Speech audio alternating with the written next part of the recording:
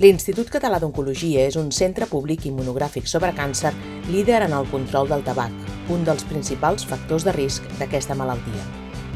Des de l'any 2000, l'ICO disposa d'una unitat específica per al control del tabac, la UCT, que té com a objectiu prevenir i controlar el tabaquisme tant a nivell local com internacional.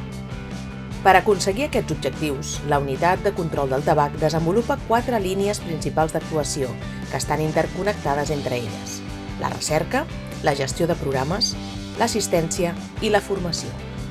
En l'àmbit de la recerca destaca, entre altres línies, per caracteritzar els determinants de consum del tabac entre la població, monitoritzar els canvis de consum d'acord a les legislacions aplicades i per mesurar l'impacte del fum ambiental del tabac, que prové de la combustió dels productes de tabac i dels aerosols de les cigarretes electròniques.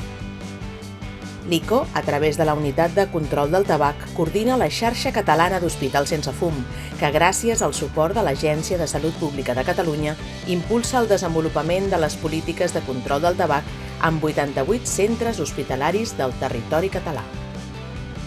La consulta de tabac ofereix ajuda per deixar de fumar a totes les persones fumadores del nostre entorn. Deixar de fumar redueix el risc de patir càncer i, en cas d'estar en procés de tractament, millora el pronòstic. Des de la UCT es realitza formació en control del tabac tant presencialment com en línia, gràcies a la col·laboració amb e-Oncologia.